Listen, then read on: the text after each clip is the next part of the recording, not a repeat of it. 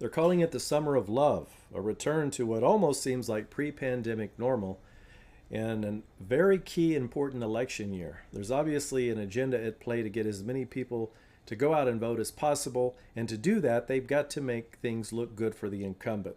I think in a nutshell, that explains what we've seen so far in 2024, which by the standards of the last 3 years has certainly been a pretty good year to date. However, on the horizon, the year 2025 approaches. It's less than 6 months in coming, and it looks like we've got a very bad, nasty year ahead of us next year. There's a number of agendas coming into play, including the 2025 war-gamed SEERS. They call it the SEERS virus, SEERS. Now, that's not the name of an actual virus. This was a fake virus that was war-gamed by a panel of multidiscipline experts, much like Agenda 201 in 2019, where they war-gamed the COVID outbreak. This one, they're calling for a major outbreak that will necessitate another lockdown scenario in the year 2025. And this was held a couple of years ago. More recently, the October 2024 Bird Flu Summit in Washington, D.C. is coming up. Now, this is very reminiscent of Agenda 201, which was held in October 2019, just a few months before the COVID outbreak hit. So it's beginning to look like they're lining up another potential so-called pandemic and potentially a lockdown. Now, heading up until recently and heading into this year, I was under the impression that Biden would most likely win re-election. I thought they would want him to be in office when everything hit the fan in order to blame it on his incompetence and senility. I'm now being forced to reevaluate that scenario, however, in lieu of some recent evidence.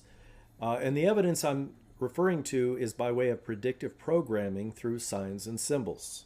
And that's how the powers that be reveal themselves. It's part of their code, if you will, that they have to tell us in advance what they're planning in order to vindicate themselves and absolve themselves of responsibility. And that way they can claim that they warned us. Now, one of the ways that they're warning us is if you go to Google and do a Google search for the year 2024, you see what appears to be rosy, beautiful symbology for the year. You see a long road with the sunshine at the sunshine image at the end of it, as you're seeing in this particular image. You see a lot of golden imagery for the year 2024. In other words, the implication is this is going to be a rosy year, as it has been so far. But when you do a similar search for the year 2025, this is what comes up. The very first images, Project 2025, which is associated with Donald Trump's campaign. Now, Trump recently came out and disavowed his connection with Project 2025, but everyone in the mainstream media keeps referring to this as a Trump project. So the association is there. We also see pictures, numerous photos of Donald Trump standing in one case behind an actual sign that says President, which begs the question, are they setting up another Trump presidency by way of predictive programming? But we also see, looking further at these images, Lockdown 2025. Here's another one, Armageddon. There's a lot of apocalyptic imagery in these pictures.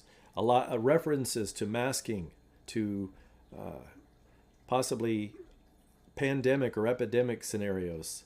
And there's another image of what looks to be a financial market crash. And then finally, on the lower right part of the screen, what I interpret to be a reference to smart cities or the rise of apartment-style living as the housing crisis begins to accelerate. Further down the screen, we see Trump holding what looks like the communist fist of victory. Even further down, more images of a victorious-looking Trump. So again, it looks like they're paving the way for another potential Trump presidency. And then finally, I would draw to your attention the image of what looks like the Capitol, the U.S. Capitol building, broken in two and painted red, perhaps presaging a civil war or further division, further political and social discord in our nation. The bottom line is, I think we need to prepare ourselves as best we can physically, mentally, and spiritually for what looks like is going to be a very, very bad, very dark 2025 ahead. This is South Bay. Thanks for listening.